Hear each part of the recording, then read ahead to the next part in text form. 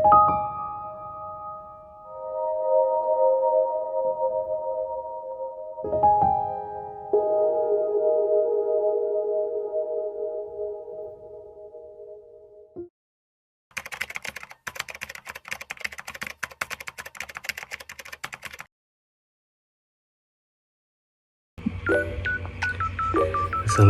warahmatullahi wabarakatuh.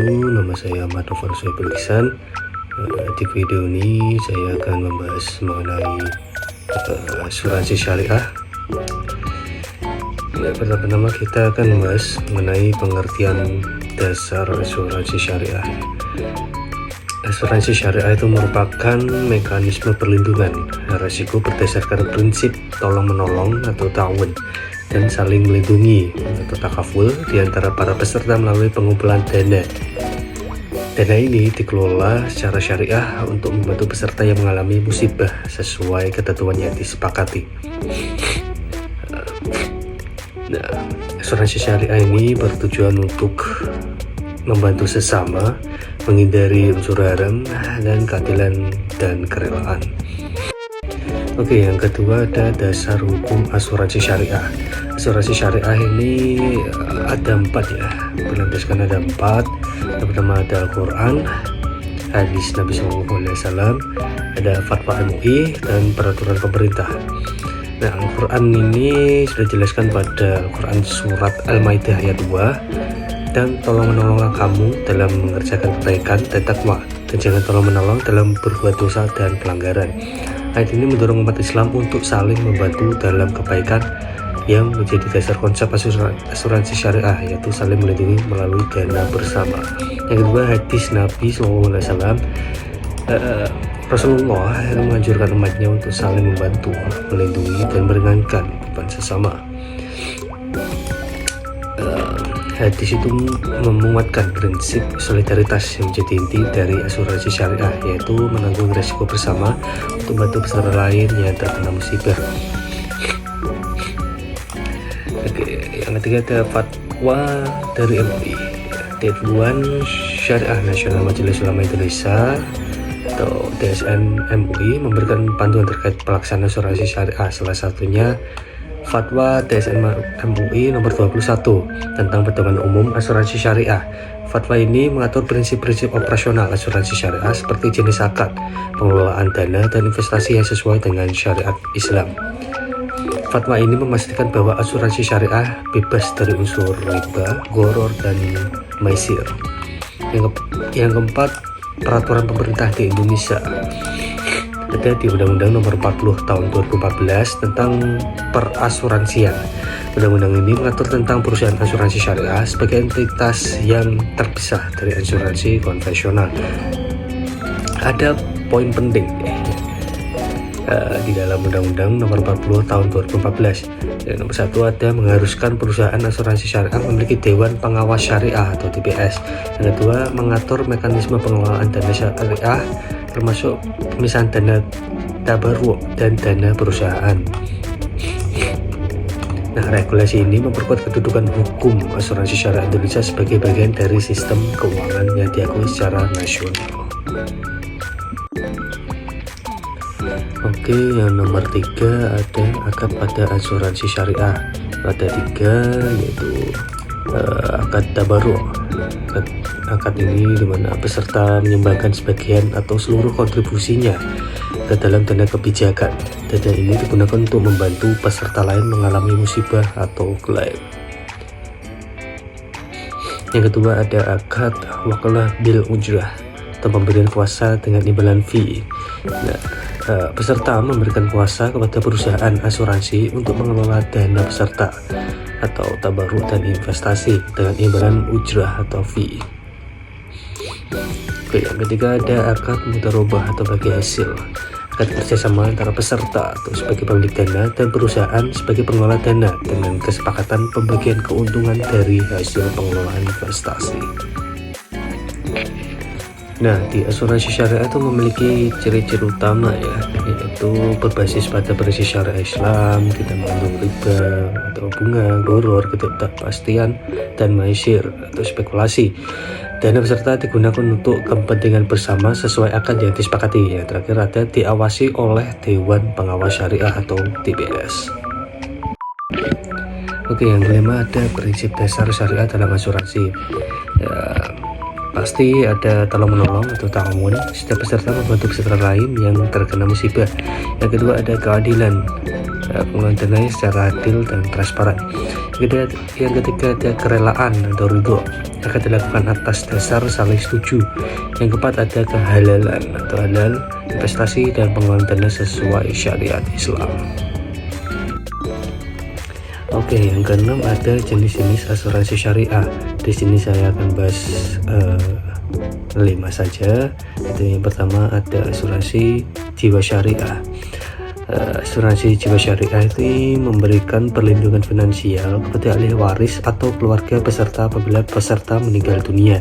Nah, manfaatnya apa? Manfaatnya itu membantu keluarga peserta dalam mengatasi beban keuangan akibat kehilangan pencari nafkah utama. Nah, dana yang diterima dapat digunakan untuk kebutuhan hidup, melunasi hutang atau keperluan lainnya. Yang kedua ada asuransi kesehatan syariah. Ya, ini menanggung biaya perawatan medis peserta yang sakit atau mengalami kecelakaan. Manfaatnya yaitu tadi menanggung biaya rawat inap, rawat jalan, operasi, obat-obatan, dan konsultasi dokter. Yang ketiga ada asuransi umum syariah. Ini memberikan perlindungan terhadap risiko kerusakan atau kerugian pada harta benda peserta seperti kendaraan, rumah, atau properti lainnya. Yang keempat ada asuransi pendidikan syariah. Ini memberikan jaminan dana pendidikan untuk anak peserta di masa depan. Manfaatnya yaitu menyediakan kepastian dana untuk membiayai pendidikan anak sesuai jenjang yang direncanakan. Ini juga memberikan manfaat tambahan jika peserta meninggal dunia sebelum masa pembayaran kontribusi selesai. Yang kelima ada asuransi investasi syariah. Ini menggabungkan manfaat perlindungan asuransi dengan investasi berbasis syariah. Manfaatnya itu memberikan proteksi finansial bagi peserta, menghasilkan keuntungan dari hasil investasi yang halal sesuai syariah. Oke, lanjut nomor 7 ada mekanisme pengelolaan dana syariah. Yang pertama itu peserta menyetorkan kontribusi atau premi ke dana tabarruk. Nah, dana tabarruk digunakan untuk membantu peserta lain yang membutuhkan. Nah, ketiga, dana dikelola sesuai prinsip syariah dengan investasi pada instrumen halal. Yang terakhir, surplus underwriting jika ada dapat dibagikan sesuai kesepakatan. Oke, yang ke-8 ada perbedaan asuransi syariah dengan asuransi konvensional.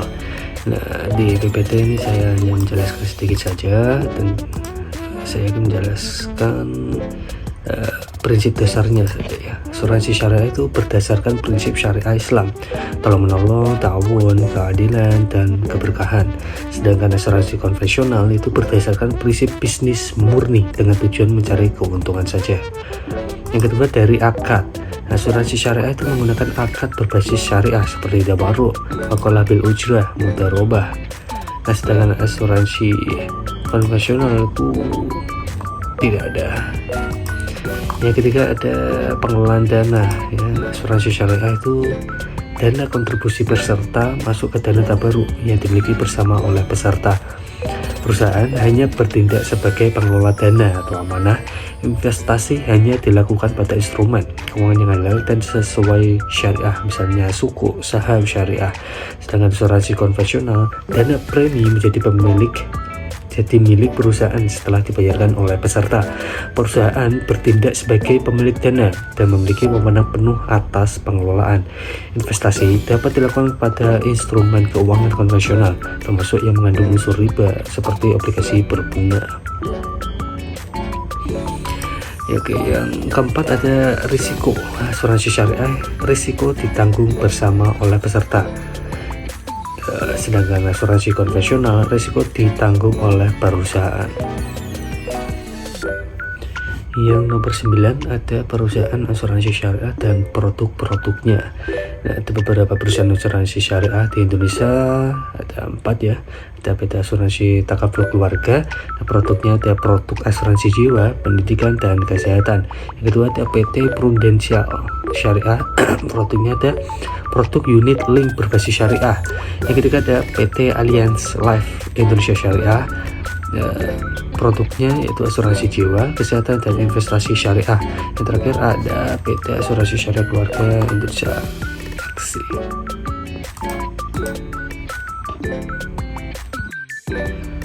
Oke, yang terakhir nomor 10 ada prosedur asuransi syariah. Yang pertama itu pendaftaran ya. Peserta mengajukan permohonan untuk bergabung dalam asuransi syariah. Nah, peserta memilih jenis produk asuransi syariah sesuai dengan kebutuhannya, misalnya asuransi jiwa, kesehatan, dan pendidikan. Peserta mengisi formulir pendaftaran dan menyerahkan dokumen yang diperlukan seperti KTP dan informasi lainnya. Nah, tujuannya apa? Tujuan untuk mencatat data peserta dan menentukan jenis perlindungan yang dibutuhkan. Yang kedua ada akad. Akad adalah penandatanganan akad atau perjanjian antara peserta dan perusahaan asuransi. Nah, jenis akad yang digunakan yaitu tabaruk dan wakalah bil ujrah. Yang ketiga ada pembayaran kontribusi. Peserta membayar kontribusi atau premi sesuai dengan ketentuan yang telah disepakati dalam akad. Pembayaran dapat dilakukan secara bulanan, tahunan, atau sesuai perjanjian. Nah, pembayaran kontribusi menjadi dasar bagi peserta untuk mendapatkan perlindungan sesuai dengan ketentuan polis. Yang keempat ada pengajuan klaim. Peserta atau ahli waris dapat mengajukan klaim kepada perusahaan asuransi jika terjadi risiko yang ditanggung dalam polis seperti kecelakaan, kematian, atau kerusakan properti. Nah, bagaimana cara proses klaim? Peserta mengajukan klaim dengan menyerahkan dokumen lengkap ke perusahaan asuransi. Yang kedua, perusahaan melakukan verifikasi dan investigasi untuk memastikan klaim sesuai ketentuan akad. Yang kelima, ada pembayaran klaim. Setelah klaim disetujui, perusahaan membayar manfaat asuransi dari dana tabaruk. Jumlah klaim yang dibayarkan sesuai dengan ketentuan polis dan plafon yang telah disepakati.